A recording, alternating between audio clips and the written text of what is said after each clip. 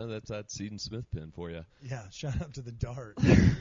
No, but I can't remember because obviously COVID Underground Music Showcase didn't go on.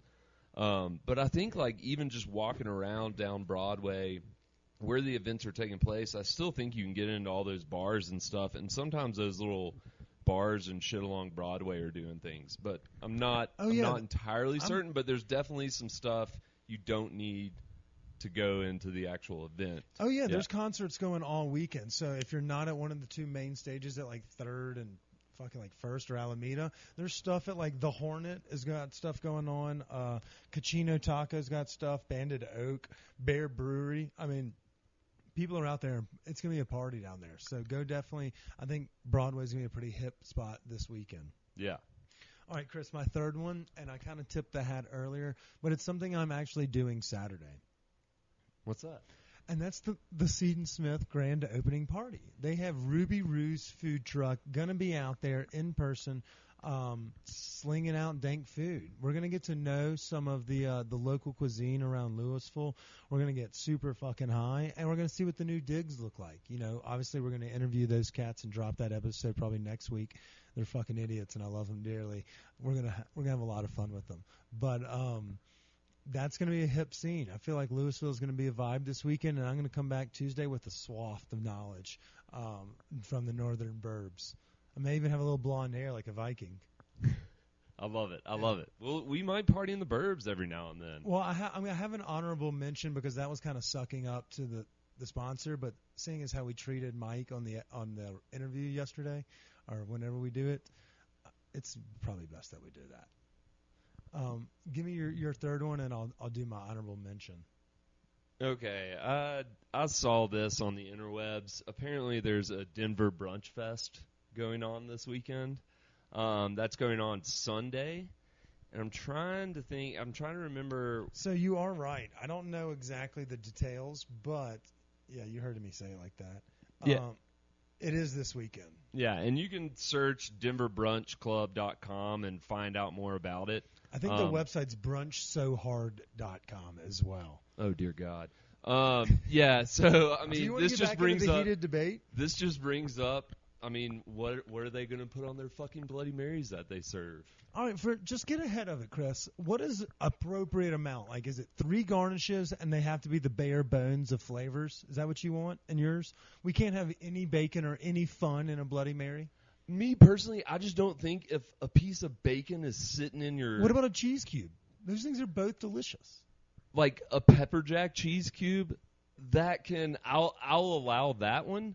But, like, if you put a fucking piece of bacon in my drink and then, like, I mean, it just gets soggy. It's just fucking nasty. I like to eat bacon how it's supposed to be eaten. So do you appreciate the brunch menu where it's... Yeah, I don't mind brunch menus and stuff like that. I just don't like this... The cocktail scene? No. I mean, I like the cocktail scene, just not the accoutrement on the cocktail scene. Did you ever go to Shoney's growing up? The buffets of Shoney's? It was like Soccer Shoney's. trips, Yeah, Shoney's 100%. the Inn, I believe. Yes. And they had a mascot as well. I don't know if anyone remembers that, but for those that do, please slide in our DMs and tell us what that one is. But that makes me always think about that, like what we've become. We were once a fine breakfast country, and now we're all brunch. It's just an interesting dynamic. Avocado toast. It allows me to drink vodka at an earlier hour, so I am cool with it. You know, people would look at you weird if you're at Shoney's drinking vodka. Not in an airport or something. Yeah, but if you're at like a Shoney's doing it or a Denny's with the family, it's weird. But if you're doing it downtown at 9 a.m., it's okay. So I'm team brunch as well. Yeah, and then besides the brunch fest, I know like around Wash Park and that area, like South Gaylord, all that stuff, there's different markets popping up this weekend that will have like food, wine, stuff like that. So, I mean, you know, get out. What's your website of choice when you're looking for something on the internet? Is it, besides sliding in Stoned Appetite's DMs, what is the best way to find a market? I mean, I think like obviously you can search out like just Denver markets and find individual ones, but 9 News website has a lot of good things. And I mean, shout out Kyle Clark. Yeah. But, I mean, like, anything kind of like, you know, just search for Denver markets going on. That's how I find kind of most of these little summer art markets and things going on. Well, since we're talking about it, I'll do the fuck, marry, kill, but my quick honorable mention was that this weekend we do have Moon Taxi is playing at the Ogden Theater, seeing as we're no longer solicited by one specific musical booker. We can talk about all concerts. And so Moon Taxi was a jam band we grew up with in college. They used to play the college circuit for us. And so I want to give a quick shout out to Moon Taxi, who's playing over at the Ogden this weekend. So shout out to those guys. I hope everything goes well. You'll sell it out. So. And I was just thinking, the Denver Broncos are hosting a home game this weekend. So if you want to get out and enjoy some of that scene, head over to Little Machine Brewery that we talked about earlier. Oh, seamless plug right there. Yeah, Circling back to Tuesday's episode. I am. I'm sure there'll be I mean, like, that whole street area is popping on game day. The Bronco fans are loyal, and after them announcing Teddy Bridgewater as the starting quarterback, I think it's all, everyone's rowing in unison. Let's get this boat moving. And it's a full capacity crowd. All right, before this, I guess we could do this next week. It's a 17-game season this year, Chris. How many games do the Broncos win? I'm going to say, let's go with 8. All right, I was thinking 9, so that's about 9 and 8, 8 and 9, okay. And that's about what they are. They're going to be middleman Dan for a while there until they at least get a quarterback that can do it. All right, before we leave the market conversation, I want to circle back to this. As someone that shops exclusively at organic bullshit stores and markets for their fresh produce, I'm going to give you 3 markets, fuck, marry, kill. And the 3 are going to be Denver-based today. We're going to do Union Station, Sunday Pearl Street, Saturday City Park. All of them are great, by the way. We're just making these tough questions for Chris because he's an crunchy guy. They are. And it would have been, this question would have been answered differently a year ago or 2 years ago, pre-COVID. But this year I'm going to have to go with I'd fuck City Park.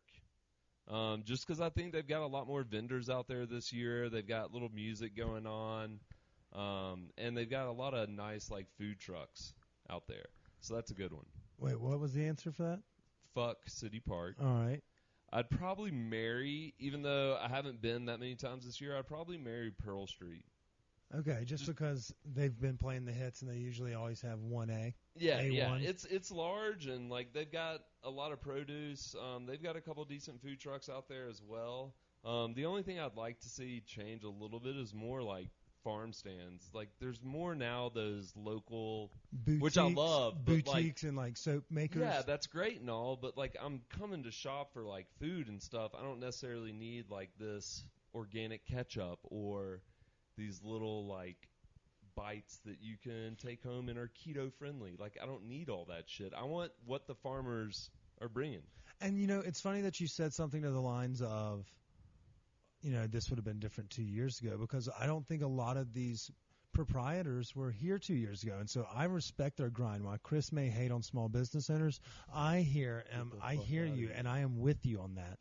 I say you keep popping up there. I'll buy your soaps. I'll buy your tonics and your rocks and crystals and shit. I don't know. I mean, I'll buy rocks at the shop too, but don't let Chris demean what your grind is and your passion as we sit here and do this in studio. Yeah, I'm not hating on that at all. I just want to see a few more farmers market produce options. But I love all the small businesses and trying out those different cocktail mixes that some people have and Chris. stuff. It's too late. It's not too late. You're trying to spin this whole podcast against small business owners, and I just want to be first to say that I'm not Team Corporation or Big Pharma like Chris.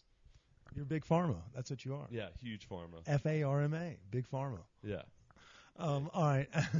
So before we go to the interview. And I'd kill Union Station. Yeah, well, that was by default. I wasn't going to go too deep into that. I just wanted to tell everybody, yeah. Yeah. But before we go, we want to give a quick shout-out one more time. The interview is brought to you by our friends over at Seed & Smith and our friends over at Callie's Cannabis. Between the two of them, they've got you covered in the Denver metro area. Seed & Smith's a new location opening up in Louisville, and they have their location out in Commerce City area, whatever the fuck they call that. It's north of I-70 right there It's the Green Mile. And then our friends over at Cali's, you've heard us say it before, they have one all the way up in North Glen in the super burbs, but then they have our locations down at 31st and Larimer and 7th and Kenosha Court. So we love you guys. Thanks for keeping the lights on. Chris, anything else before we got to go?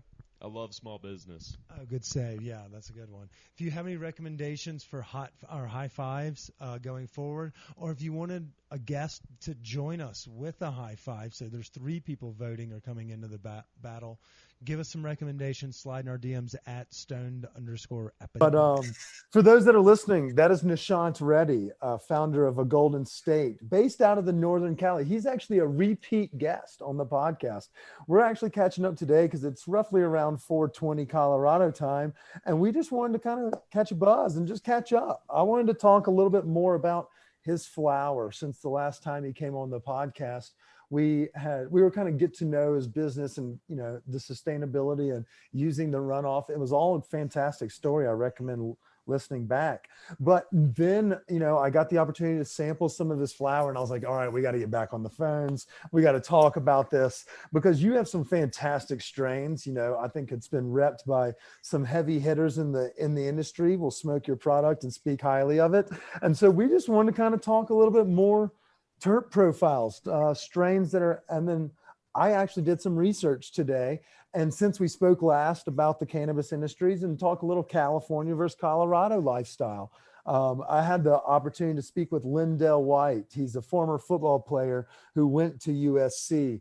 And so he gave us some talking points about contrast between California and Colorado. We're going to quiz Nishant on that today. So Nishant, we appreciate you joining us. Thank you so much.